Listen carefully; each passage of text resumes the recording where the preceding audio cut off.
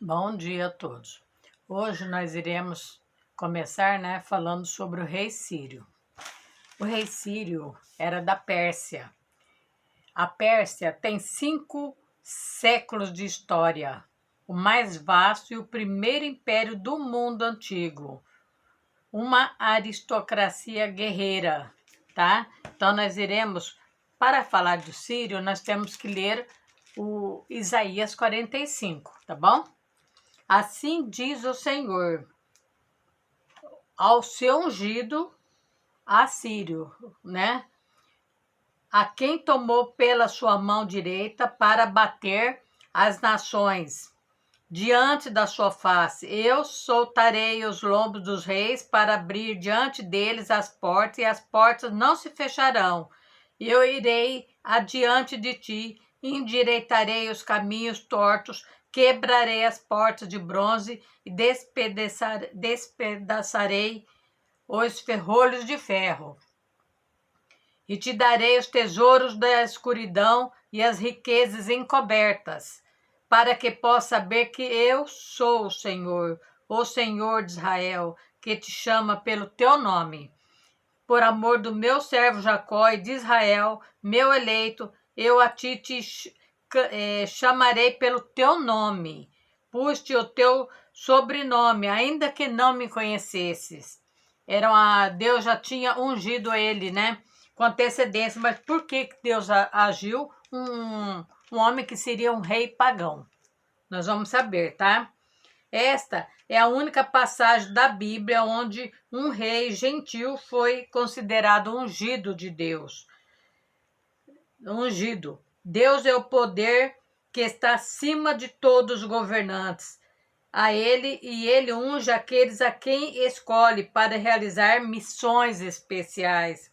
O reino de Sírio estendia-se por cerca de 3.600 quilômetros, o maior de todos os impérios, até então conhecidos. Incluía os impérios da Síria e da Babilônia. Mas por que Deus ungiu os sírios? Vocês devem estar perguntando, né? Porque, gente, havia uma missão muito especial, relacionada a Israel, que deveria ser realizada por ele.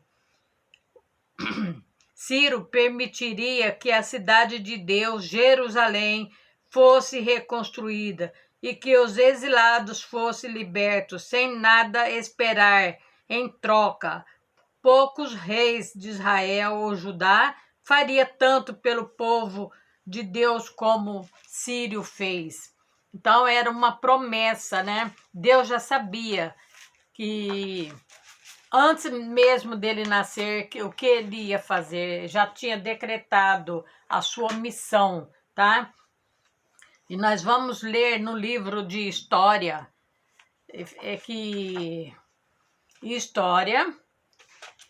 onde teve vastos estudos pelos arqueologistas, pelos estudiosos, Jean-Jacques Morreat, a Pérsia dos grandes reis, Nós vamos ler sobre as infelicidades do povo judeu para a gente conhecer um pouquinho mais a fundo a história dessas pessoas que estudam mesmo para valer. Então nós vamos conhecer mais a história de um rei diferente daqueles que nós estamos acostumados a ver. Os profetas, porque não foram um só, Jeremias, Ezequiel, Isaías e muitos outros havia previsto a Babilônia será tomada. Tempo virá em que o vencedor libertará os judeus do cativeiro, como nós lemos agora na Bíblia. Esse tempo chegou. A vitória de Ciro acaba com a escravidão do povo judeu. 50 anos antes, Nabucodonosor reinava no reino de Babilônia, no apogeu do seu poder. Acabava de destruir definitivamente o gigante assírio. No ano 612, o soberano babilônico, que se casa com a filha do Medo Seachere, aumenta a Babilônia e manda erguer o Etemananque, a famosa Torre de Babel, que Ciro contemplará após a sua vitória. Retomando a política síria, Nabucodonosor lança-se nas guerras de conquista. No ano de 605, ele massacra o faraó Necal em Carquemis. Essa vitória permite-lhe estender seu poder até o sul da Palestina, nos reinos de Judá e de Israel, então vasalos do Egito. As infelicidades do povo judeu recomeçam. Então, nós vamos ver aqui o que ele fez, né? O persa, gente, era um povo de olhos claros. A história diz, viu? Joaquim, no ano de 609, rei de Judá, submete-se, mas procurando libertar-se das correntes babilônicas, ele entra em conferências secretas com o faraó. Nabucodonosor sabe das conferências. Para evitar qualquer rebelião, ele lança suas tropas sobre a Palestina em 597. Apodera-se de Jerusalém e captura o jovem rei judeu.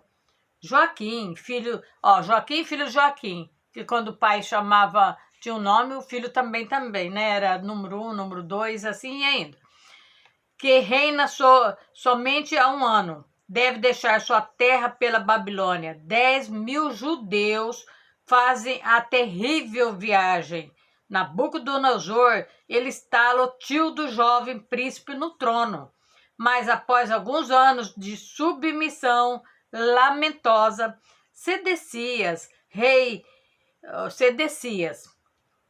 estabelecido por Nabucodonosor no lugar de Joaquim, decide organizar uma nova revolta contra a Babilônia. A reação é brutal. Nabucodonosor cerca Jerusalém e toma. Os vencedores saqueiam e massacram. A cidade é inteiramente entregue às chamas. O templo de Salomão destruído. É apenas mais uma ruína entre outras. A repressão babilônica, herdeira da crueldade da Síria, é dura. Os filhos de Sedecias são degolados diante de seu pai, que terá os olhos arrancados. A população de Jerusalém é totalmente deportada para Babilônia. Príncipes e outros sacerdotes, né? Pequenos e grandes, todo o povo toma o caminho do exílio e da escravidão. São longas e tristes filas de prisioneiro, com as mãos atadas, os homens empurrados como gado, as mulheres seguindo, carregando seus filhos. Esse grande cativeiro judeu que acabará com Ciro. Por isso que Deus havia ordenado muito antes dele nascer, né, que ele ia ser bem-vindo para o povo de Israel, né? Após as profecias que havia anunciado a destruição de Jerusalém e o cativeiro do seu povo, outras vozes proféticas se fazem ouvir.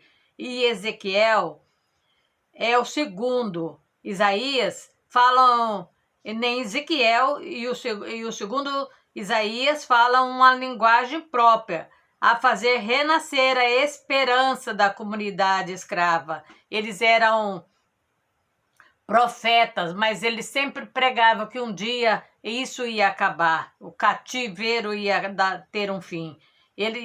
Cativos, eles também, esses profetas, anunciavam a Babilônia sua ruína. Desgraças se abaterão sobre ti, e tu não saberás prevenir. Ele sempre avisou o que ia acontecer, mas ninguém queria dar ouvido. Uma catástrofe te atingirá, e tu não poderás conjurar. Uma ruína repentina oprirá, e tu não as terá previsto. Está em Isaías 47, onde ele previne o povo do que ia acontecer. Essas vozes anunciam o libertador. Para seu bem, o de Israel, enviei um mensageiro à Babilônia para tirar as altrabas, ao tirar vocês do cativeiro. Está em Isaías 43. Eu o chamei do norte, ele veio. Desde o oriente eu o chamei pelo teu nome. Ele pisa os príncipes como se fosse areia. Como os fabricantes de louça molda a argilha. Está em Isaías 41, 25. E a ameaça, gente, se confirma. Os profetas anunciam que a cidade maldita será combatida por Ciro e tomada pelos soldados. Ainda ele fala assim: eis que eu mando os medos contra Babilônias. Medos era de outros países, né? Eles não estimarão a prata e não darão importância ao ouro. Suas flechas cravarão o seu povo ao solo. Ele não estava atrás de dinheiro nem nada. Eram soldados guerreiros que queria briga mesmo, né? Então, adiantadamente, os profetas reivindicam para Deus a intervenção de Ciro. Somente eu, com minha justiça, suscitei esse homem e facilitei seu caminho. É ele que construirá a minha cidade e libertará o meu povo, sem cobrar resgate, sem presente, diz o Senhor, o Todo-Poderoso. Está em Isaías 45, tá?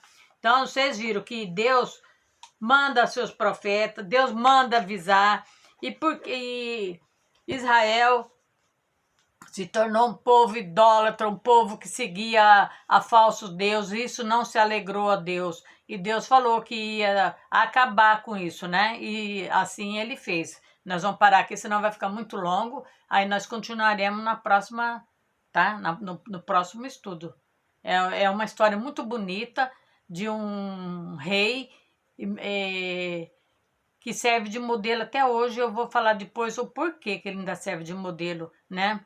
Não esse modelo que nós estamos vendo aqui no nosso país, mas um modelo diferente, viu, gente? Então, vamos orar. Senhor Deus Todo-Poderoso, eu peço a Ti, Senhor, que abençoe a todos que nesse momento, nessa manhã, estão clamando comigo, Senhor. Ó Deus soberano, eu peço a Ti, Senhor, que entra com recursos financeiros, Senhor, que faça um grande mover na vida de cada um, meu Pai. Abençoe a nossa nação, abençoe a todos que estão doentes, que estão sofrendo perseguições diabólicas, Senhor. Que o Senhor entra, Senhor, na cadeia, Senhor, tira todos aqueles que estão presos injustamente, meu Pai. Faça justiça nesse país. Derruba por terra todo o império da mentira. Faça, Senhor amado, que esse povo reconheça que só o Senhor é Deus, que não existe outro além de Ti. Eu peço a Ti que vai abençoando a todos que estão enfermos, que estão no UTI, CTI, tem problemas gravíssimos de rim, Senhor, que o Senhor toca no rim dessas pessoas, toca no pulmão, Senhor, e vai fazendo um grande milagre na vida dessa pessoa, Senhor. Eu te peço agora que vai abençoando os microempresários, os grandes empresários e todos aqueles que clamam por justiça, Senhor, nessa vida, Senhor. Eu te peço e agradeço em nome de Jesus e no poder de Deus. Amém, amém. Muito obrigada. Até amanhã, se Deus quiser. Fiquem com Deus. A história que nós vamos ler essa semana toda é muito bonita, mas eu não posso ficar falando muito, senão vocês também têm que trabalhar, vocês têm seus afazeres, né?